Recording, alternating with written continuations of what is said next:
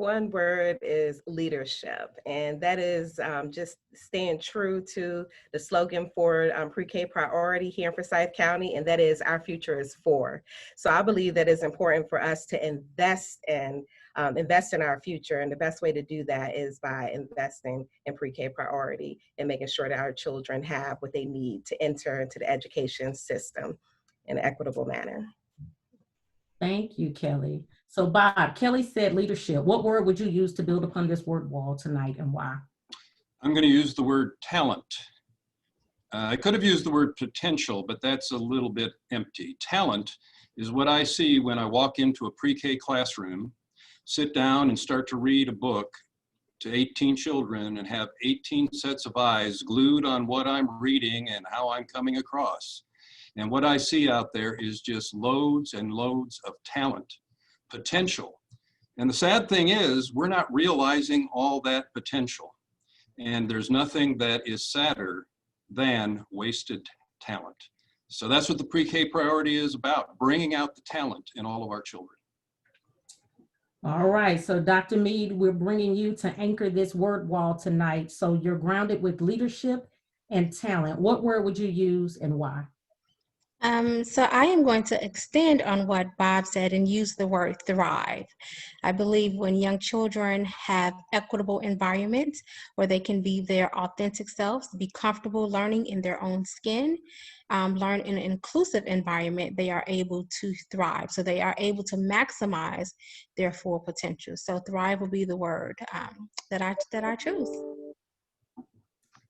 Thank you all so much. And as we get started, I encourage you all to use the chat and question and answer features provided to ask any comments, leave comments, or ask questions. We hope to have a few minutes at the end of this discussion to lift 1 or 2 questions from the audience, but please know that our intention is to collect and respond to all of these questions on social media should we run out of time tonight.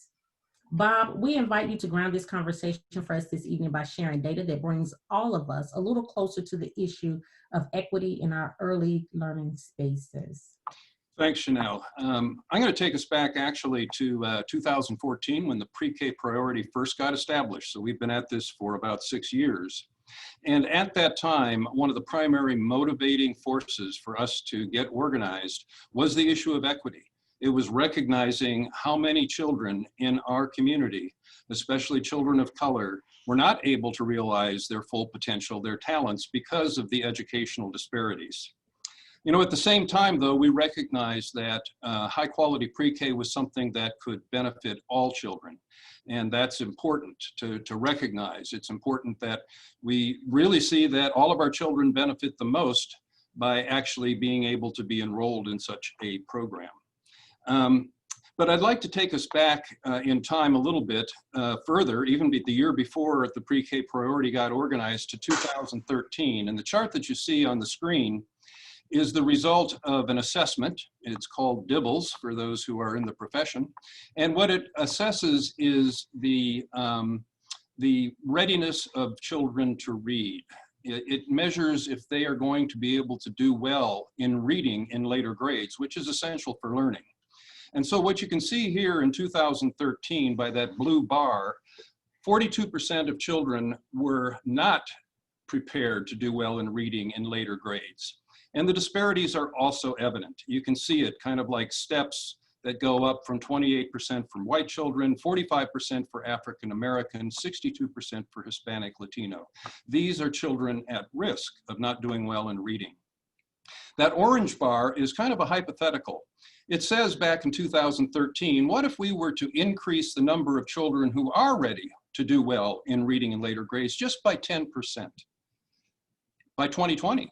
Well, if that had happened, you can see how the decline would be in the number of children, the percentage not doing well in reading in later grades. It declines for all groups, and really, it's a modest goal. 10% isn't that much.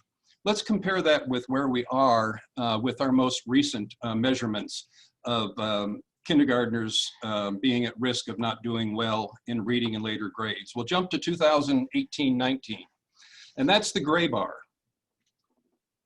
So I'll just let you look at that for a moment and absorb the fact that in all groups, the situation has not gotten better. we have not reduced the number of children at risk of not doing well in reading in later grades. Instead, it's increased across all groups. And again, that kind of step up from the white children, almost at 40%, over 50% of African American children, and over 70% of Hispanic Latino children. So if anything, since 2013, we have slipped further behind. And this is something I think that, again, it's a statistic, but it's more than a statistic. It actually translates into actual children who are not able to realize their talents and potential. One of the things that I haven't seen in a lot of the studies is what's the connection between not being ready to learn well to read in kindergarten with the reading proficiency scores in 3rd grade. So I haven't seen anything like that. What I've done here is what I can say is the next closest thing. What I did here was to take the gray bar, which is the number of entering kindergartens who are at risk of not learning to read, and compared it with a blue bar, which is the children who are not proficient at reading in 3rd grade. Now again, this is in the same year, so these are not the same children, but it's just a comparison to show you what's happening in the kindergartners and what's happening with the 3rd graders. And as you can see, for Hispanic Latino children and African American children, around 700 of those children are A, either not ready to learn to read, or B, are not proficient by 3rd grade. So that indicates that that assessment at kindergarten level is unfortunately highly predictive of what will happen by 3rd grade. Now there is a discrepancy, I guess you could say it's another disparity, in that for white children, that rate, or the number of children who were not ready to read in kindergarten, those 3rd graders, it's declined significantly. So that's an interesting kind of finding, maybe one for another conversation. I just wanted to move on though to talk about what can happen when we do have high quality pre-K available to those entering kindergartners. And here's a report that was just published by the National Institute for Early Education Research about high quality pre-K programs in Boston and Tulsa, Oklahoma. And as you can see in the top rectangle there, the graph indicates that children entering kindergarten, there's a discrepancy between Black and white children in reading and math. Reading, Black children are 6.7 months behind and 8.9 months behind in math. So that's what happens without the high quality pre-K intervention. Down at the bottom in the blue bars, down at the bottom of the screen, here's the results that they found after providing children with high quality pre-K. As you can see, the math gap almost got cut in half, reduced by 45%, while the reading gap was almost eliminated entirely. So again, that's a high quality program. That's the kind of impact it has. But we don't have to go to Boston or Tulsa to see these results. Right here in North Carolina, Duke University did an extensive study of more than 1 million North Carolina public school children, and what their results were for those children who were enrolled in North Carolina pre-K programs. That's a high quality pre-K program in counties where there were major investments made in North Carolina pre-K. What the Duke study found was that there were 48% fewer special education placements, almost a third drop in grade retention, and a 6-month gain in reading proficiency, a 3-month gain in math by 3rd grade. And then they did a follow-up study and found that those gains have continued through 8th grade. So we have the tools here to really make a difference. I would mention that Forsyth County has one of the lowest rates of enrollment in the North Carolina pre-K program compared with other counties in the state. But that's something for another webinar. So just to summarize, we have a worsening problem in terms of readiness to learn and reading proficiency.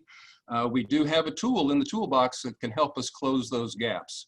It's not a silver bullet. There are other things that need to be done as well, but the results are in, and high quality pre-K can make a difference and make our educational system much more equitable. Bob, thank you so much for lifting the data to reinforce the need for a universal pre-K program in our community. As you stated, a high-quality pre-K program is a tool to achieve racial justice for our youngest citizens. At KB Reynolds Charitable Trust, we work to improve the health and quality of life of people with low incomes in Forsyth County and around the state. And as Mrs. Reynolds stated when she established the trust, therefore we support thriving North Carolina communities with thriving residents. At the trust, we're working hard to inspire widespread public support and engagement that leads to actions. Great Expectations, which is a special initiative at the trust, works to ensure that all children in Forsyth County enter kindergarten ready to learn and leave set for success, regardless of the color of their skin, their income, or where they live. Kellie, in our many encounters, I can always count on you to shake the tables in the community by asking the tough questions about equity and liberation. As we talk about young children, what do you see as the fundamental change needed in this system? I'm sorry, was that question was for me? That's to tee Yes. you up to get ready to Yes. start. I know you're going to talk us about this. Yes, so we need to focus on systems change strategies. That is the only way, that's the only way out. We have to get out of the current system that we're in and enter into a system that's designed to be equitable. And so that is exactly what we are focused on at Action4Equity. We are a coalition, and basically we made it our mission to influence policy decisions that foster equity in education. Next. Okay, so again, we saw from the information that Bob shared, and that is that this current system is not working well for far too many. It's working well for some, but for many, they are being left behind. And the reason why is just due to what is embedded in the system, and that is it's violence and it is oppression. And so when we look at the current data and we partner it with the history, then we can see where choices have been made in order to marginalize and drain the resources from many of our communities, and mainly our Black communities. And so that is the thing that we're going to have to address. We're going to have to just have some courageous conversations around the systemic oppression, as well as focus on solutions that will address the root. And so we consider that to be policy violence, and it is indeed unsafe, it is inhumane, and it's unacceptable. And these policies, these decisions that that have been made, we can look at redlining as one major one, and look at the way that it has limited access for many of our families. And so redlining, for instance, is one policy that withheld healthy food. We look into a lot of our communities and we see that that a lot of our families are living in food deserts. We do not have quality health care. We do not have safe and livable communities. We know that affordable housing is an issue here in Forsyth County, as well as the lack of economic development opportunities. And overall, as we have seen through the information, again, that Bob shared, as well as the reports that the Forsyth Promise continue to produce, there's an issue around the access to a sound and basic education. Coretta Scott King said it best: suppressing a culture is violence. Neglecting school children is violence. Punishing a mother and her child is violence. Discrimination against a working man is violence. Ghetto housing is violence. Ignoring medical needs is violence. And contempt for poverty is indeed violence. So in order to bring about the changes, so we're going to have to produce an equitable system. And the major way to do that is to begin to examine, eliminate, and enact policies that address systemic oppression in order to produce the outcomes that we find to be fair and just. So Action for Equity, since we are focusing on the education system, we believe that the best policy to take on a systems change approach would be the whole school, whole community, whole child policy. And this policy, and we're adding to that, well, emphasizing the need for culturally relative and trauma-related care. And we believe that by centering the child, the child in a holistic way, then we're able to tap into their needs around health, whether that's physical health, social, emotional, mental health, but again, being able to address that whole child during this developmental period. But it also centers the family as well as the community, and we're utilizing the school as a vehicle to do it. So a whole child approach to education is one that recognizes the interrelationship among all areas of development. And so I just named again the child, the family, as well as that child's community. Okay. But we know that during the developmental years, those are critical years. And so the best way to ensure that our children are able to receive a holistic education is that we're going to have to send them into schools, being prepared to take on all that a good school has to offer. And so Action for Equity, we're a part of the Every Child North Carolina coalition. And so our coalition is fighting in order to ensure that our schools are fully funded. I invite everyone to check out Every Child North Carolina. We know that right now that policy, that a lot of our legislators have failed to take on their obligation to ensure that our schools are funded. So therefore, we're going to have to fight not only at the state level, but then we also have to take on the fight at the local level. So at the state level, at the state level, we are fighting we're fighting the General Assembly with in the Leandro case. And basically this case is one that has been years, it's been years in the making. And we had to actually bring on a consultant, West Ed, that produced this report. And basically it outlines that a system of early education that provides access to high quality pre-kindergarten and other early childhood learning opportunities to ensure that all students at risk of education failure, regardless of where they live in the state, enter kindergarten on track for school success. So this is a fight at the state level, but again, we need to take on that. We need to do what we can do locally. So the next slide, please. And so locally, we know that our county commissioners have the opportunity to invest in early childhood development. And that's one of the things that we are asking for. We know that other counties have taken on this challenge and they themselves are providing pre-K for their children, especially those who are the most vulnerable. And so there are three things, the Action for Equity, that we're asking our community to stand up for in terms of local systems change. And that first thing is transformational leadership. We definitely have to call forth more courageous leadership that will focus on tackling these issues head on.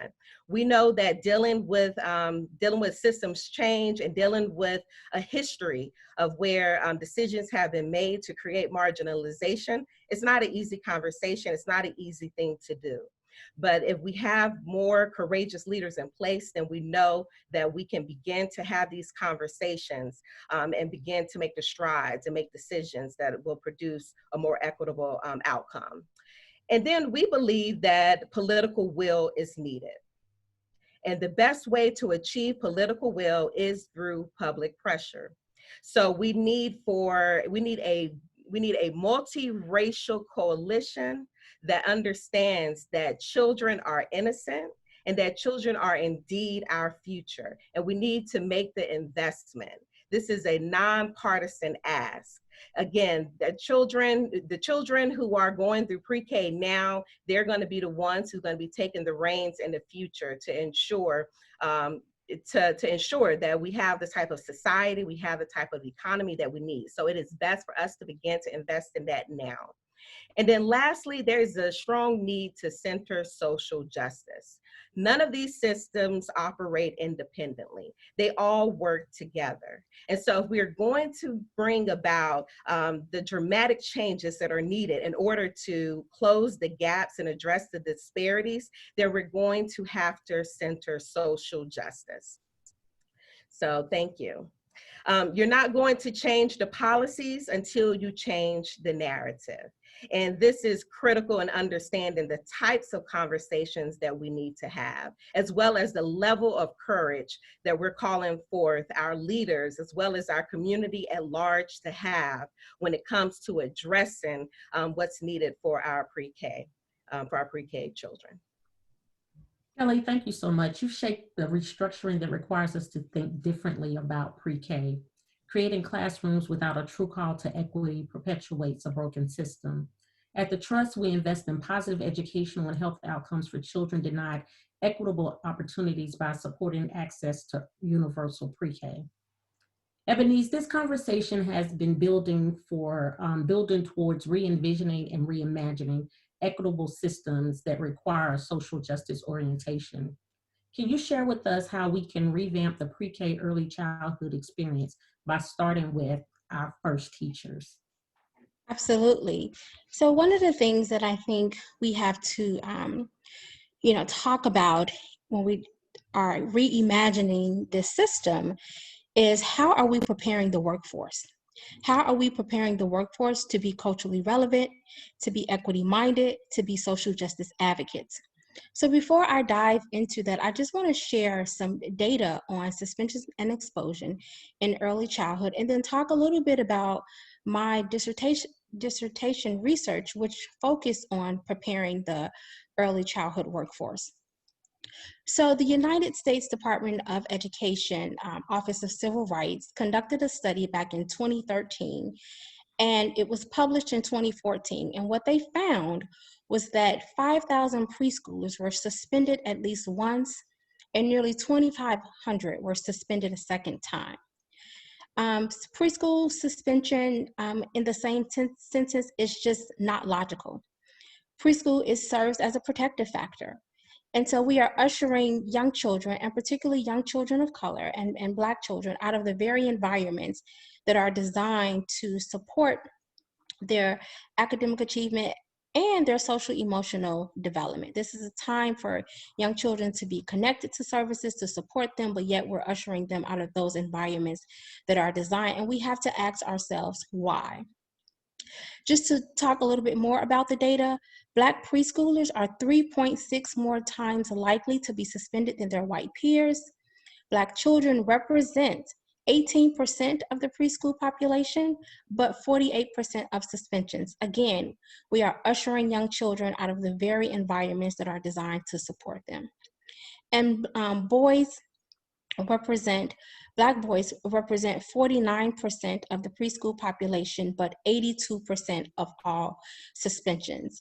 And research conducted in 2016 by Walter Gilliam, who is a professor of psychology at Yale University, found, you can move to the next slide, found that implicit biases plays a significant role in the rate that boys, and Black boys in particular, was suspended. So he conducted a study with early childhood professionals at a conference, and what he found was that preschool teachers tend to more closely observe Blacks than whites, especially Black boys, when challenging behaviors are expected. And so as you can see from the infographic here, Black boys were observed 42% more, white boys 34%. So again, there's that gender bias. But what's really interesting, if we look at this, is that while there is a hyper focus on boys, and Black boys in particular, no one's paying attention to our Black girls. So I used the word thrive earlier, and I mentioned the importance of children being able to be their authentic selves and learn in environments that are inclusive and that celebrate and affirm their identity. And so again, we have this hyper focus on Black boys, but no attention to Black girls.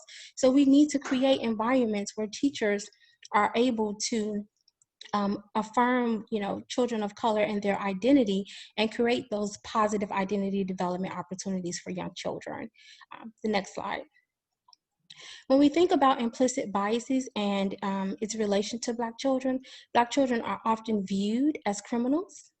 They are threatening and aggressive, older than their actual age, and less childlike. So unfortunately, Black children are not afforded the same innocence as their white peers. And if you are a girl, you are more likely to be perceived as loud and sassy. You can go to the next slide. We know that there's a cultural disconnect between home and school. And we see some of this in preschool, but we see it more so in the K through third grade space. But we know that culturally diverse students are less likely to have their academic and social needs met. Their cultural experiences and backgrounds are not often affirmed or validated, and cultural qualities are not honored and respected. Culturally diverse children are more likely to be measured by white middle class standards. And so as we think about reimagining a new system, and what does that look like for our education, our preparation workforce, one of the things that we have to do is we have to address structural and institutional racism in education.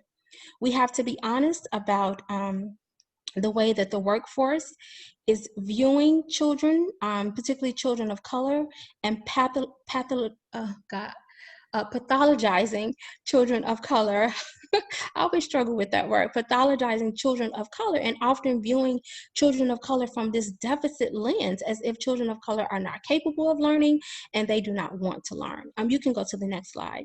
So I'll transition and just talk a little bit about my research from my dissertation that I conducted in 2019.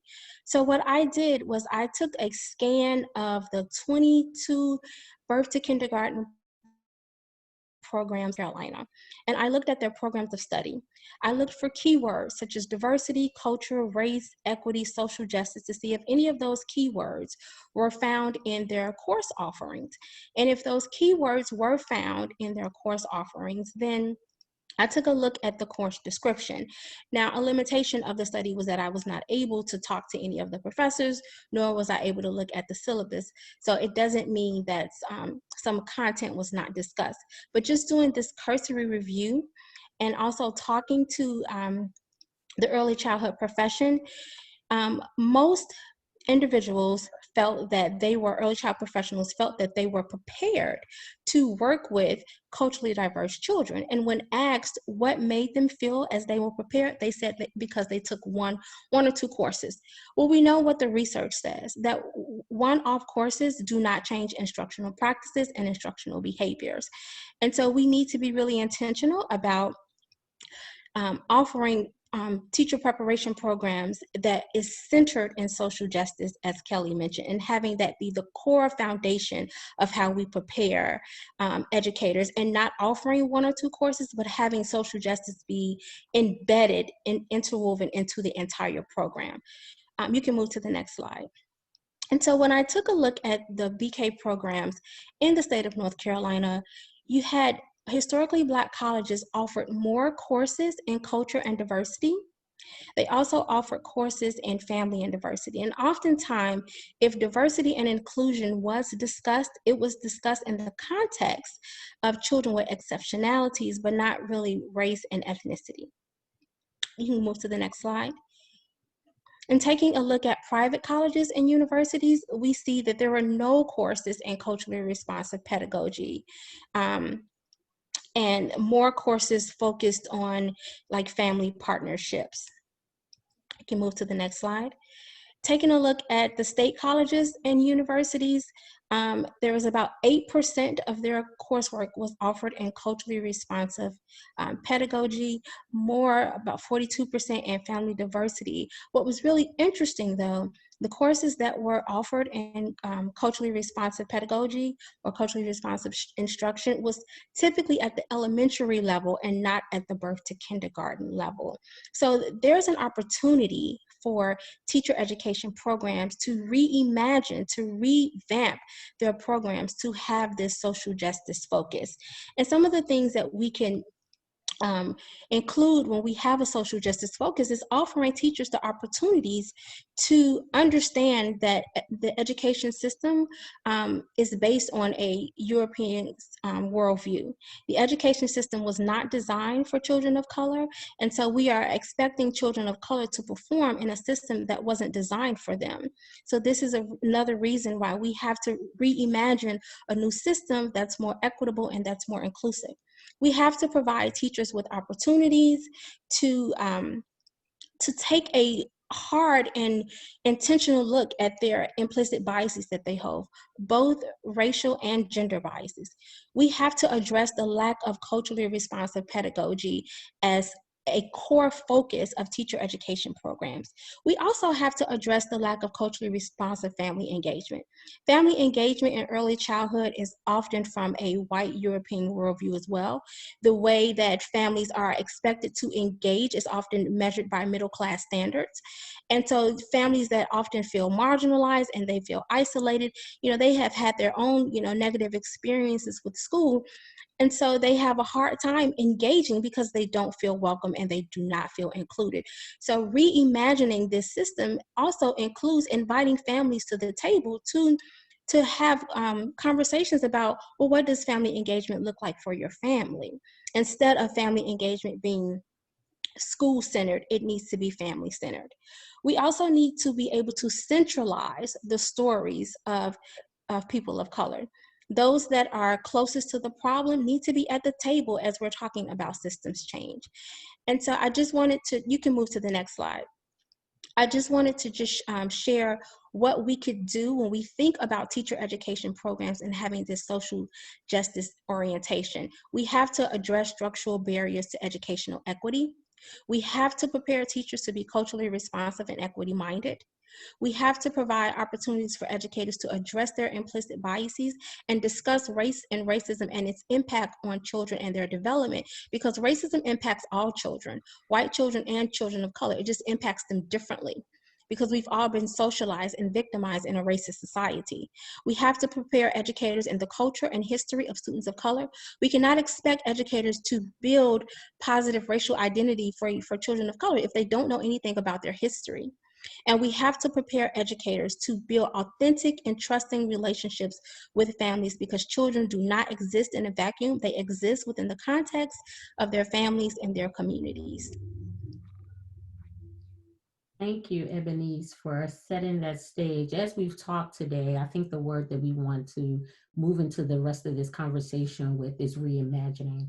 What does education look like when we began to think differently about the early childhood experience? And so one of the first questions I want to pose to our panelists is, how do we change the narrative of the school to prison pipeline? When we think about pre-K, we are introducing young children into an education system 1 to 2 years earlier than they would normally go.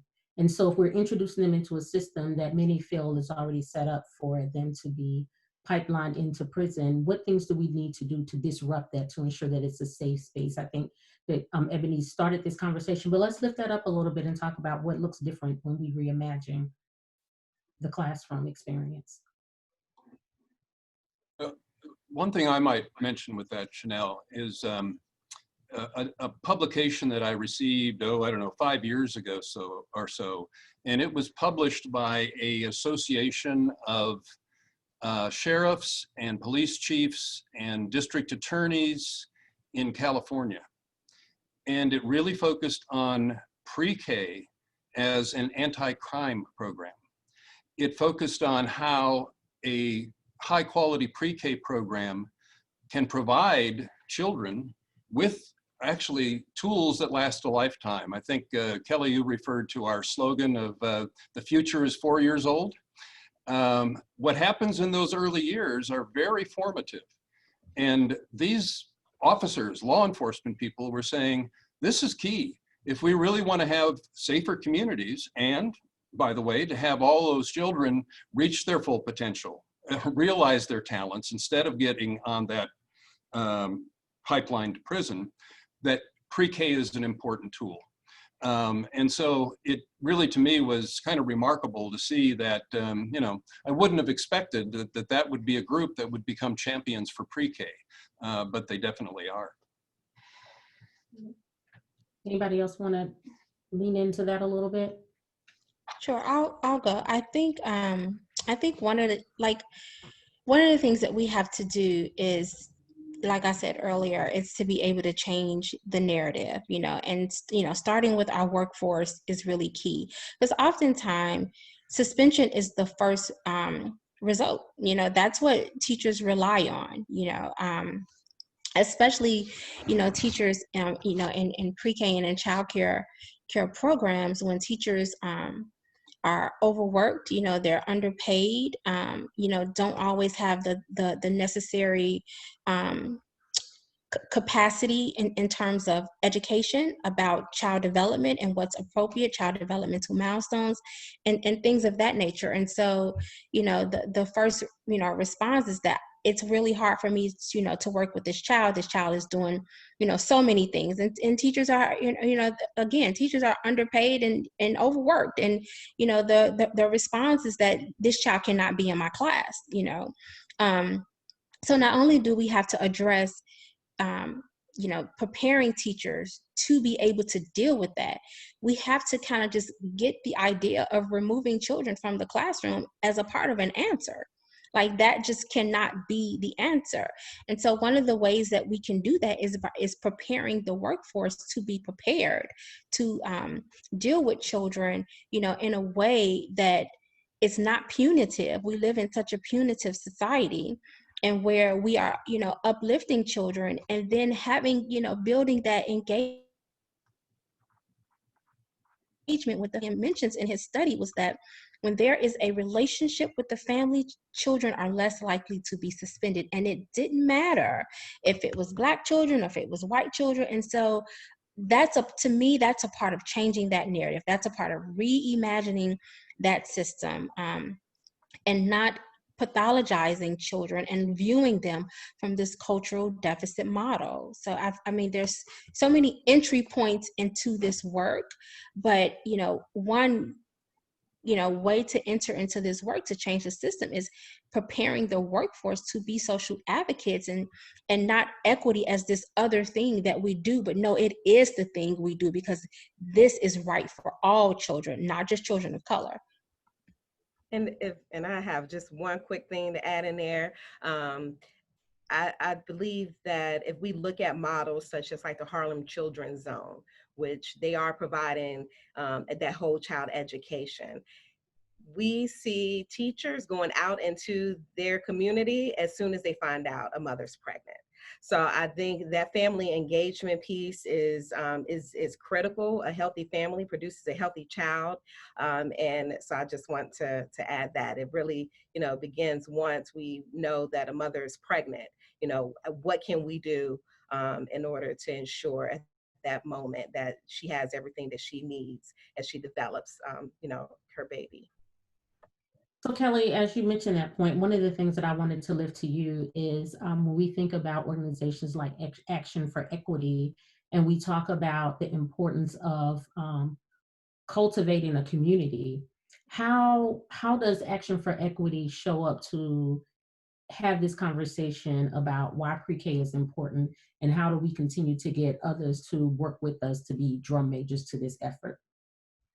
Yeah, I think we have to look at it holistically. And I think it begins with understanding that every family, you know, every parent wants the best for their child. Action4Equity, we say that opportunity is universal, but access is not. And so we, you know, there's there are plenty of resources in our community. And I think we have to start with the understanding that every family wants what's best for their child. And, you know, that is, in a lot of ways, it's just, it is a rethinking, it is a reimagining, and even the way that we advocate. So that's why, you know, we just seek to speak honestly and truthfully, you know, to have these courageous conversations so we can, you know, just bring it, put it on the table so we can look at it and deal with it. As long as we continue to sweep, you know, the things that are uncomfortable under the rug, or, you know, we look at the numbers and we close our book and we move on, then this problem is, you know, it's perpetual. So even now we're in the midst of a pandemic. But there's one critical concern around the fact that, you know, there are children who need to be in schools, but we don't have the resources in the community to be able to provide the safe learning spaces. So that is, you know, that did not happen as a result of COVID. You know, that just happened. That's a result of the decisions that we continually make. So we have to begin to really follow the money. You know, wherever we invest in, that's what matters to us the most. So, you know, I think that we have to, you know, just be honest about that and look at, you know, how are we investing in our children? And we know that pre-K is not on that list of priorities, and it should be. Thank you. So Bob, you've been working for about 4 years. You started out pushing this conversation and bringing people to the table. What do you see as the missing piece at the moment that is going to shift in turn how we do this work and bring universal pre-K to Forsyth County? Well, Shenell, I think that what we need most is kind of what we're really working on as the pre-K priority over the next few months. And this webinar is a part of it, which is to really get the information out to all people in the community, but especially to those who are in decision-making roles, those who can influence policy, those who can, as you were saying, Kellie, make pre-K a priority, recognize how important it is, how serious it is that we as a community, as a county, come together to figure out what we want to do, what kind of pre-K and early education system we want. We've taken some steps in that direction. But really haven't gotten to the point where we're convening people from across the community and across different sectors of the community to contribute to what kind of programming is going to work in Forsyth County. And this has happened elsewhere. I mean, this isn't something that we're just imagining could happen. It actually does happen in other communities across North Carolina and across the country. Once there's an awareness of the positive potential of this program, civic leaders, elected officials, they say, hey, come together, those of you who bring different perspectives, different parts of the community, and take all of the information and knowledge we have. And the pre-K priority has done a lot of groundwork. And we've all done all the groundwork we need to do when it comes to understanding what's a quality program, what does it take to implement it. Is our community ready? We had Forsyth Futures do an extensive feasibility study. We know what our providers are prepared to do to up the quality of their programs. All that groundwork has been done. Right now, we just need the leadership, going back to, again, your word, Kellie, we need the leadership of our community to say, this is very important for our children today and for the future of our whole community tomorrow, and to really authorize, as has happened in other communities, authorize a task force that can come together to take all of that groundwork and fashion a plan that we can put into action here in Forsyth County.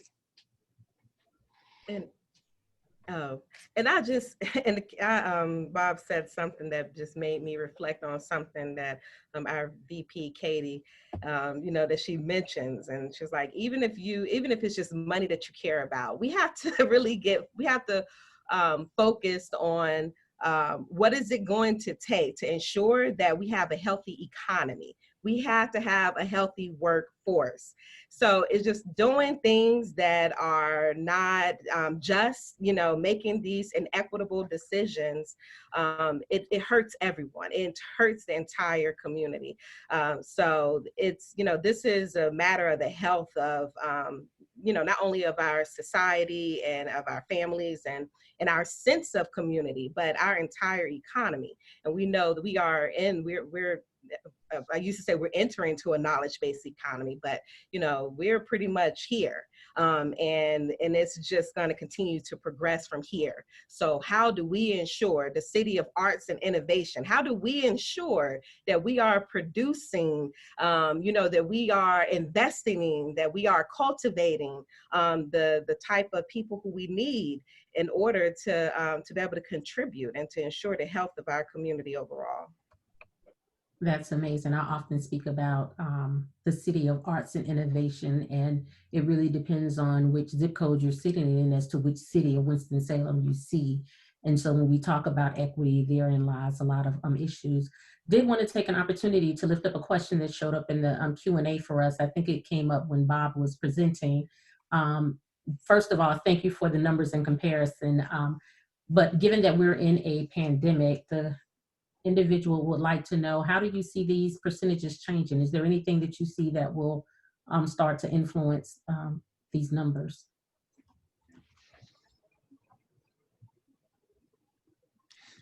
Well, I would just say right now, we're all trying to just make it work in the near term in the pandemic. I know that at least I read in the paper, I think the other day, that it looks like pre-K classrooms will be resumed in the school district in early October, if I have that correct. We are certainly opening our Head Start and early Head Start programs. Attendance still isn't quite what it was. We do a lot of remote learning. So I think, and again, as the questioner said, in the pandemic, we just really want to be able to hold our own, to make sure that we're doing everything we can, whether it's in person or remotely, to bring resources and services and support to those children and their families. But I think now is the time, when there's a time when you're kind of in a holding pattern, that's the time to plan for the future. That's what you need to do at the same time as you're dealing with immediate kind of almost crisis situations. You have to think about what lies ahead, what lies in the next school year or the one beyond that. And I think that's what we're putting forth right now. Now is the time to make those plans, to draw on all that we know, so that when we emerge out of this COVID era, we're ready to go. And we know the avenues, we know how we're going to support it and fund it, and what the components of it's going to be like.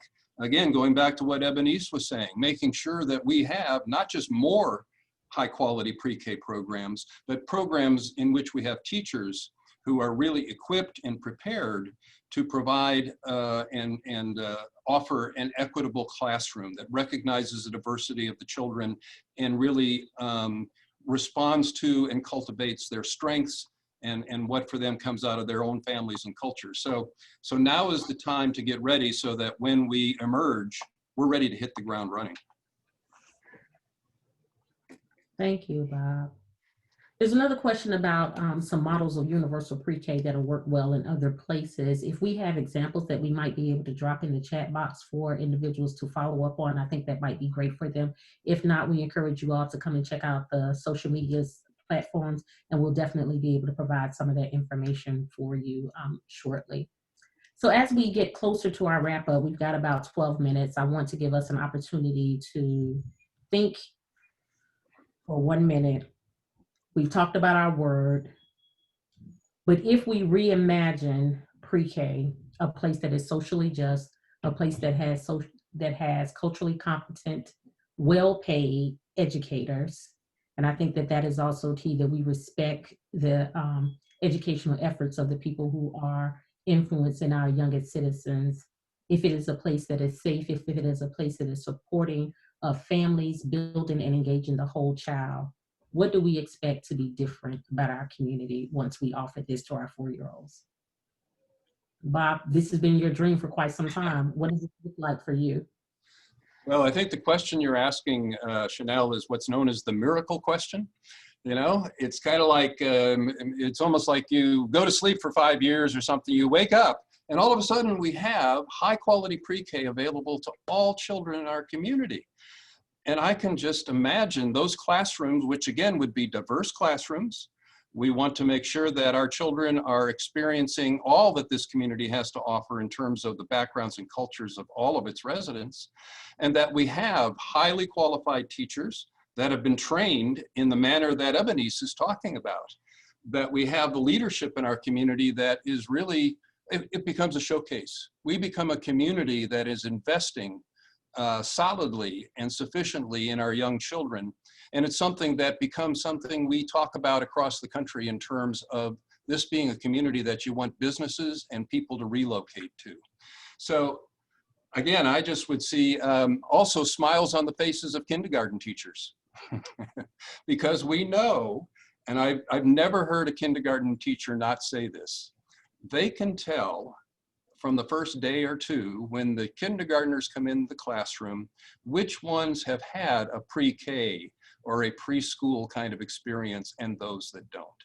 And if there's any better testimony to what pre-K prepares a child for, I think kindergarten teachers are your best source. Wonderful. Ebonyse, share with me your thoughts on that.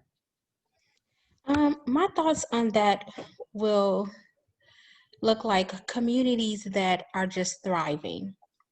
So I feel like if, Kellie talked about, investing, like, in the future, investing in our children. And when we do that, we have, a healthier economy. So I think about, there's no such thing as low income areas. Like, that term doesn't even exist anymore. Like, that's a thing of the past, right? There's no such thing as food deserts because people have what they need to thrive and be self-sufficient. It's almost like we put ourselves out of work because we have done what we need to do to tear down this old system and we have reimagined and built a new system. So, young children, are able to compete, and be competent, and confident. Again, like you mentioned, Shenell, teachers are well paid and respected and valued. And in my vision of this, we don't even use the word daycare anymore. Like that's not a thing. Because we don't take care of days, we care for children and educate children. And so all of the social, ills or racial injustices that we fight against, like those things just doesn't exist anymore because we have done the work to identify and eliminate those policies and those practices. And we have, invited people, and when I say invited people, those that are closest to the issue, to the table to help us reimagine. Like, it's beautiful that, we're here having this conversation, but we are not the ones that are closest to the problem. We're advocates for this problem, but we need to be able to have people that are closest to this problem at the tables with us, making those decisions about what it looks like to reimagine a new system. And so those are just some of the things, like, not having food deserts, having young children being able to have access to, quality health care, and not just access to quality health care, but children of color are getting what they need from their healthcare providers, because you can have access to healthcare, but we know that there's a cultural mistrust there, with communities of color, particularly Black communities of color, and healthcare professionals. There's research that shows that pediatricians give less pain medication for Black children. For some reason, they feel like Black children can endure more. So all of those things don't exist, in this new system, because we have done the work to create, these equitable and socially just, environments. Thank you, Ebonyse. Kellie, as we think about reimagine early childhood, what does that look like to you? Yeah, Ebonyse said it all. I think, you know, the first thing, what I see are just happy families. You know, parents and other caretakers are proud. You know, they're proud of their children. Their children have what they need. And so that's one of the main things that I envision. And then, you know, beyond that, I will also say that school choice means that the school that I have to walk to down the street is a top choice, you know, because every school is a good school. It doesn't matter if you're, you know, on one side of 52 or the other side of 52. There are children in that school who are eager to learn. They're excited about science. They're excited about math. They're excited about art, English. They're excited to be in school, and the climate in those schools are healthy because everyone is accepted. Everyone feels as though they belong there. And the schools, they're not just a place where we go and, you know, and just and receive the education, but, you know, there are wonderful extracurricular activities there. And, you know, and that includes, you know, the children who've been exposed to, you know, arts and different things to make them excited, you know, when even before they entered to the school. So I just see, I see happiness, I see joy, and people, you know, and pride, a sense of pride. Thank you all so much. As we prepare to wrap up tonight, one of the things we know you're burning to ask is, what can I do to support pre-K? And we've got several things that we're going to call you to do. First, we invite you to go to our website, prekpriority.org, read the equity report, and sign the pre-K pledge. Not only sign it, but ask your employer to sign a declaration of support. And then we ask that you would write your elected officials and let them know that it is time to create a plan of action to expand high quality pre-K in Forsyth County and make it a place that prides itself in providing equitable education for all its children.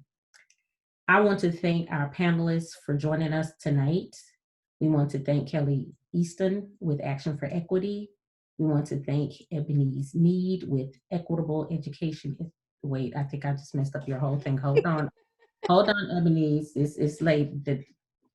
Trying to get back to my notes so I can say that correctly. President of the Educational Equity Institute. I was right. And Bob Feikema, CEO of Family Services. We want to thank you all for bringing your expertise to this conversation this evening. I would like to say to those who have joined us today to please continue to work with us as we work to bring universal pre-K to Forsyth County.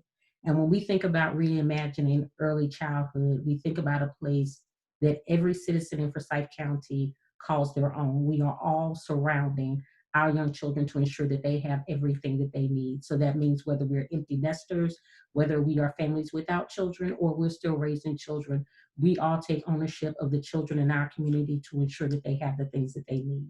And that's from growing healthy foods on the playgrounds, that's to ensuring that they have safe spaces to walk back and forth to school, and to ensure that they have books that are representatives of the lives that they live. So we encourage you all to be a part of that. Thank you all for joining us. We wish you all a peace and restful night.